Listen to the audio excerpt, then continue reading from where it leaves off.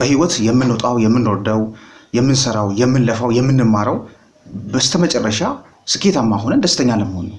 ነገር ግን ማወቅ ያለብን ነገር ደስታ አሳደም የምታገኘው ነገር አለ። የሆነ ነገር ሲሳካልኝ ደስተኛ ሆናለሁ ብለን የምታስብ ከሆነ ጀስት ንፋስ እንደመከተል ነው።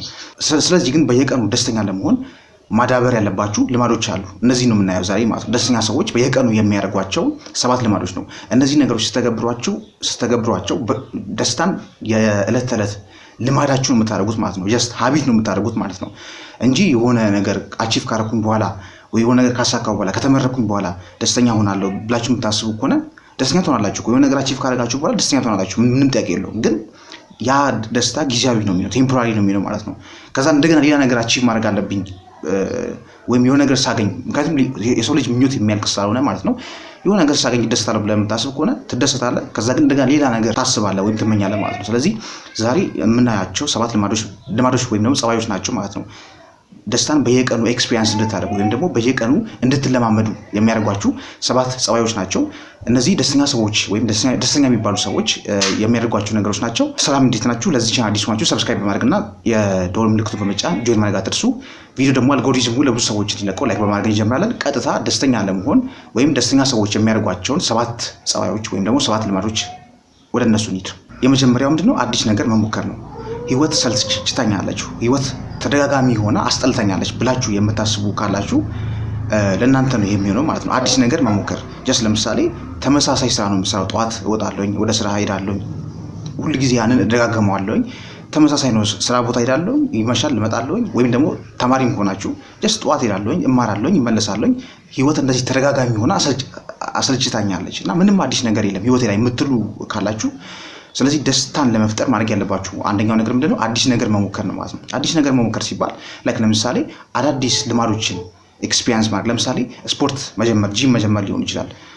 ወይ ደግሞ በእረፍት ቀናችሁ እሁድ ሊሆን ይችላል የሆነ የእግር ጉዞ ማድረግ፣ አዳዲስ ቦታዎችን መጎብኘት ሊሆን ይችላል። ከዚህ በፊት ያላያችሁትን ቦታ ወይ ደግሞ መጽሐፍ አንብባችሁ ከዚህ በፊት ማታውቁ ከሆነ መጽሐፍ ማንበብ ሊሆን ይችላል። ወይ ደግሞ ቲኳንዶ መስራት ሊሆን ይችላል። ውሹ ብቻ እንደዚህ አዲስ ነገሮችን ማለት ነው ወደ ህይወታችሁ ማምጣት ማለት ነው። አዳዲስ ልማዶችን መጀመር ማለት ነው። ስለዚህ አዲስ ነገር ስትሞክሩ አእምሯችን በተፈጥሮ ማለት ነው ተመሳሳይ ተደጋጋሚ ነገር፣ ለምሳሌ አንድ ሙዚቃ ማለት ነው ደጋግማችሁ ለምሳሌ ለ1 ሰዓት መስማት አችሉም አይደለም፣ ይሰለቻችኋል። ልክ እንደዛው ማለት ነው አእምሯችን አንድ ነገር ማለት ነው ሲደጋገምበት ማለት ነው ወደ መሰልቸት እንድንሄድ ያደርገናል ማለት ነው። ስለዚህ ነገር ግን አዲስ ነገሮችን ስትሞክሩ ማለት ነው አዲስ ነገር ራሳችሁን ቻሌንጅ ስታደርጉ የዛኔ ያንን እንቆቅልሽ ለመፍታት ስለሚጥር ማለት ነው እናንተ በዛ ሂደት ውስጥ ደስተኛ ሆናችሁ ትመጣላችሁ ማለት ነው። ስለዚህ አዳዲስ ነገሮችን መሞከር፣ ለምሳሌ አዲስ ቋንቋ መለማመድ ሊሆን ይችላል። ልክ አሁን ይሄንን ቪዲዮ ከዩቲዩብ ያያችሁ አይደል? ልክ እንደዛው ዩቲዩብ ላይ አዳዲስ ቋንቋዎች አሉ አይደል? ማታውቋቸው ቋንቋዎች ለምሳሌ እንግሊዝኛ ሊሆን ይችላል፣ ወይ ደግሞ ሌሎች የስፓኒሽ ወይ ሌሎች አዳዲስ ቋንቋዎችን መሞከር መለማመድ ሊሆን ይችላል። ወይ ደግሞ ሌሎች ስፖርት መጀመር፣ ጂም፣ ብቻ እንደዚህ አዳዲስ ነገሮችን አዳዲስ ልማዶችን ወደ ህይወታችሁ ማምጣት። ቢያንስ እኔ እኮ ህይወትን ኢንጆይ እያደረኩኝ ነው ያለሁት፣ ህይወትን እያጣጣምኳት ነው ያለሁት እንጂ ተመሳሳይ ነገር አይደለም እያልኩኝ ያለሁት እንድትሉ ያደርጋችኋል ማለት ነው። ስለዚህ አዲስ ነገሮችን መሞከር የመጀመሪያው ስቴፕ ነው ማለት ነው። ደስተኛ ይሆናችሁ እንድትመጡ ያደርጋችኋል ማለት ነው። ሁለተኛው የደስተኛ ሰዎች ጸባይ ምንድነው? ስለማይቀይሩት ነገር አይጨነቁም። እናንተም በህይወታችሁ የማትቀይሩት ነገር ካለ ጀስት አክሰፕት ማድረግ መቀበል ማለት ነው። የምትቀይሩት ነገር ላይ ብቻ ነው ትኩረታችሁን ማድረግ ያለባችሁ። ለምሳሌ አሜሪካ ላይ የሆነ ጥናት ተሰርቶ አብዛኞቹ ሴቶች ማለት ነው ስለ መልካቸው ማለት ነው ስለ ፊት ገጽታቸው ስለ አቋማቸው ይጨነቃሉ። በመስታወት ፊት ራሳቸውን እያዩ እጅግ በጣም ጭንቀት ውስጥ ይገባሉ የሚል ጥናት አለና በዛ ምክንያት ዲፕሬሽን ውስጥ ይገባሉ ማለት ነው። ስለዚህ ግን እናንተ ማድረግ ያለባችሁ ስለማትቀይሩት ነገር፣ ለምሳሌ መልካችሁ ሊሆን ይችላል፣ አቋማችሁ፣ የሰውነት ቁመናችሁ ሊሆን ይችላል፣ ብቻ ስለማትቀይሩት ነገር አክሰፕት ማድረግ መቀበል እጅግ በጣም ወሳኝ ነገር ነው ማለት ነው። ምክንያቱም የማትቀይሩ ነገር ከሆነ በጀስት መቀበል ነው፣ አክሰፕት ማድረግ ነው። ለምሳሌ የቤተሰብ ሊሆን ይችላል፣ ወይም ደግሞ አሁን ላይ ያለ የገቢ ሁኔታ ሊሆን ይችላል።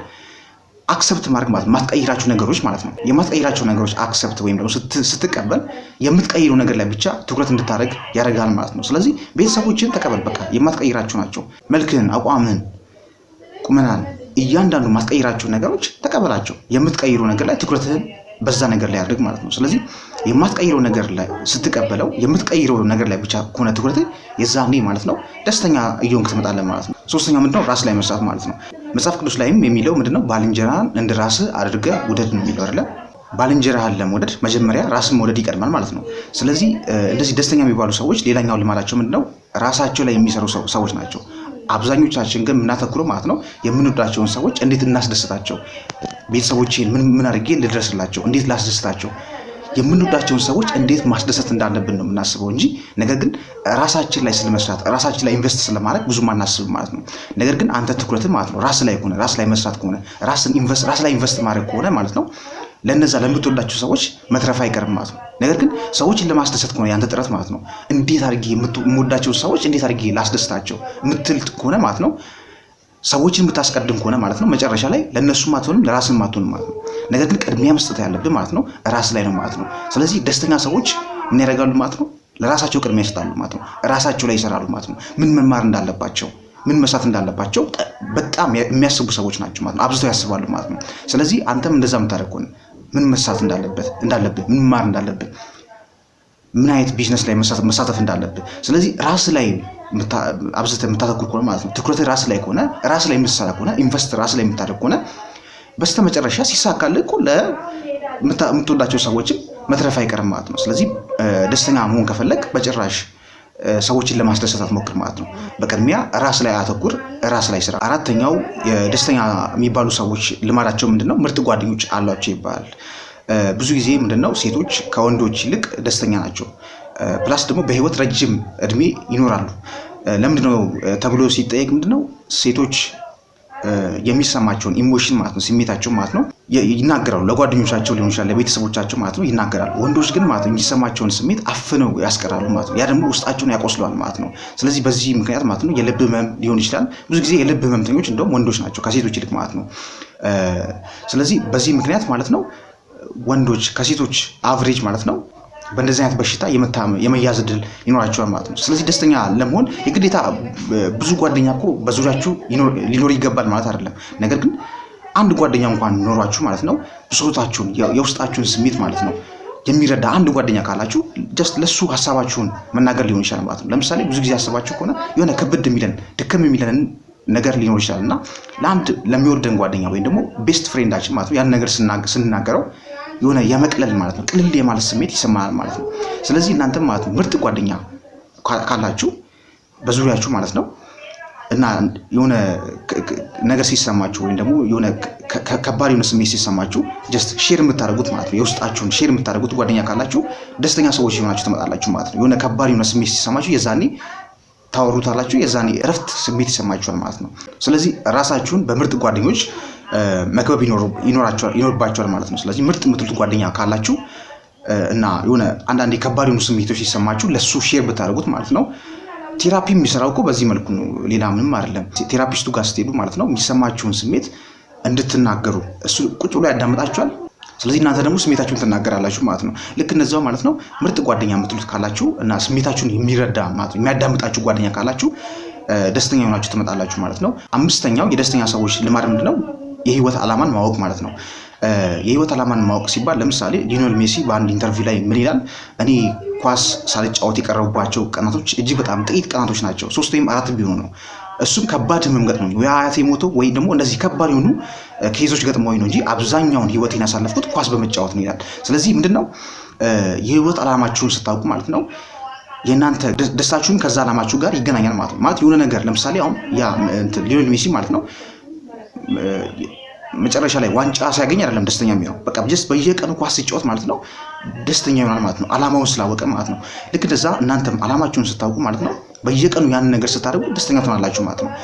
ፕሮሰሱ ሂደቱ ያስደስታችኋል ማለት ነው። መጨረሻ ላይ የምታገኙት ነገር አይደለም፣ የምታገኙት ሪዛልት ወይም ውጤት አይደለም። ነገር ግን ጀስት ዓላማችሁን ካወቃችሁ ሳይከፈላችሁ እንኳን ያንን ስራ ስትሰሩት ማለት ነው ደስተኛ ትሆናላችሁ ማለት ነው። ሲከፈላችሁ ደግሞ ይበልጥ ደስተኛ ትሆናላችሁ ማለት ነው። ስለዚህ ዓላማችሁን ማወቅም እጅግ በጣም ወሳኝ ነገር ነው ማለት ነው። ደስተኛ ትሆናላችሁ ማለት ነው። ያንን ሳይከፈላችሁ የምትሰሩትን ስራ ካወቃችሁ እኔ እኮ ይሄን ነገር የማደርገው ሳይከፈለኝም ቢሆን መስራት ደስ ይለኛል የምትሉት ነገር ካለ እሱን ማወቃችሁ እጅግ በጣም ወሳኝ ነው ማለት ነው። ምክንያቱም ያንን ነገር ስትሰሩት ሂደቱን ስለምትወዱት ማለት ነው። በዛ ሂደት ውስጥ ደስተኛ የሆናችሁ ትመጣላችሁ ማለት ነው። ሲከፈላችሁ ደግሞ የበለጠ ደስተኛ እየሆናችሁ ነው የምትመጡት ማለት ነው። ብዙ ጊዜ ስኬታማ የሚባሉ ሰዎች ማለት ነው በህይወት ዓላማቸውን የሚያውቁ ሰዎች ናቸው ማለት ነው። ስድስተኛው የደስተኛ ሰዎች ጸባይ ምንድነው? መስጠት ነው ማለት ነው። መስጠት እጅግ በጣም ደስተኛ ያደርጋችኋል። መስጠት ሲባል የግዴታ ገንዘብ ላይሆን ይችላል። ገንዘብም ሊሆን ይችላል፣ ጊዜያችሁም ሊሆን ይችላል፣ ጀስት ጉልበታችሁም ሊሆን ይችላል ማለት ነው። ስለዚህ የሆነ በጎ አድራጎት ድርጅት ላይ ሄዳችሁ መስራት ሊሆን ይችላል ማለት ነው። ለምሳሌ ሰዎች ማለት ነው የሆነ ሀዘን ውስጥ አሉ እንበል፣ ሄዳችሁ ሀዘን ላይ ያሉ ሰዎች ማለት ነው ጊዜያችሁን ሰጣችሁ ብታደምጧቸው ማለት ነው፣ ትኩረት ብሰጣቸው ሀዘናቸው ማለት ነው ቅልል ይላቸዋል ማለት ነው። እያያችሁ ማለት ነው የሆነ የተከፋ ሰው ቢኖር ጊዜ ሰጣችሁት ማለት ነው ብታዳምጡት፣ እናንተ እኮ ሌላ መናገር እንኳን ላይጠበቅባችሁ፣ የሆነ መፍትሄ እኮ መስጠት እኮ ላይጠበቅባችሁ ይችላል። ጀስት ብቻ ስለከፋውና እሱ ሲያወራ ዝም ብሎ የተከፋበትን ምክንያት ሲነግራችሁ ሲዘረዝርላችሁ ማለት ነው ዝም ብላችሁ ብታዳምጡት ራሱ ማለት ነው ጊዜያችሁን ሰጣችሁ ብታዳምጡት የሆነ ሰዓት ላይ እያያችሁት ማለት ነው ያ ነገር እየለቀቀው ሲሄድ ታያላችሁ ማለት ነው። ወይም ደግሞ ከዛ ስሜት ማለት ነው በአንዴ ሲወጣ ልታዩ ትችላላችሁ ማለት ነው። ስለዚህ የዛኔ እናንተም በእናንተ ምክንያት የሆነ የከፋው ሰው ደስተኛ የሆነ ሲመጣ በዛ ምክንያት ማለት ነው እናንተም ደስተኛ የሆናችሁ ትመጣላችሁ ማለት ነው። ስለዚህ መስጠት ሲባል ገንዘባችሁን፣ ጉልበታችሁን ሊሆን ይችላል፣ ጊዜያችሁን ሊሆን ይችላል፣ ትኩረታችሁን ሊሆን ይችላል ማለት ነው ለሚገባ ሰው ስትሰጡ ማለት ነው። በዛ ሂደት ውስጥ እናንተ ለካ የሆነ የምትሰጡት ነገር እንዳለ ስለሚሰማችሁ ማለት ነው፣ ዋጋ እንዳላችሁ ስለሚሰማችሁ በዛ ሂደት ውስጥ ደስተኛ የሆናችሁ ትመጣላችሁ ማለት ነው። የመጨረሻው የደስተኛ ሰዎች ልማድ ምንድነው? አመስጋኝ መሆን ነው ማለት ነው። ግራቲቲዩድ ማለት ነው። ዘ ሴክሬት የሚባለው መጽሐፍ የጻፈችው ጸሐፊ ምን ትላለች? ከዚህ መጽሐፍ ምንም ነገር አልወስድም ብትሉ ነገር ግን አንድ ነገር ብቻ እንድትወስዱ መክራችኋለሁ ትላለች። ይህም ግራቲቲዩድ ወይም ደግሞ አመስጋኝ መሆን የሚለውን ትላለች ማለት ነው። ምንድነው አመስጋኝ መሆን? እጅግ በጣም ደስተኛ ያደርጋችሁ ይመጣል ማለት ነው። አመስጋኝ መሆን ማለት ጀስት በህይወት ውስጥ ስላላችሁ ነገር ማመስገን ሊሆን ይችላል ማለት ነው። ለምሳሌ ብዙ ጊዜ ያሉንን ነገሮች አናይም። የሰው ልጆች ስንባል ያለንን ነገር አለ የምናየው፣ ሌላ ነገር ተጨማሪ ነገር ነው የምንፈልገው ማለት ነው። ነገር ግን ስለ ውድ ቤተሰቦቻችን፣ ስለ ሚስት ካለችን ስለ ሚስታችን፣ ልጆች ካሉን ስለ ልጆቻችን፣ በህይወት ውስጥ ላሉ ነገሮች ስለ ጤናችን እያየን የምናመሰግን ከሆነ ማለት ነው በዛ ነገር ላይ ይጨምርልናል ማለት ነው። የባሰ ደስተኛ ይሆንን እንመጣለን ማለት ነው፣ ግራቲቲዩድን ስንለማመድ ማለት ነው። ነገር ግን ዝም ብለን የምናማር ከሆነ የባሰ ብሶትን የሚጨምርልን ማለት ነው። ስለዚህ አመስጋኝ መሆን፣ ግራቲቲዩድን መለማመድ እጅግ በጣም ወሳኝ ነው ማለት ነው። በህይወት ውስጥ ደስተኛ እየሆንን እንድንሄድ ያደርገናል ማለት ነው። እንግዲህ ከነዚህ 7 የደስተኛ ሰዎች ልማድ ውስጥ የትኛው እንደተመቻችሁ ከታች ኮሜንት አድርጉልኝ። ለዚህ ቻናል አዲስ ሆናችሁ ሰብስክራይብ በማድረግና የደወል ምልክቱን በመጫን ጆይን ማድረግ አትርሱ። በቀጣይ አዲስ ቪዲዮ እስክንገናኝ ድረስ ሰላማችሁ ይብዛ።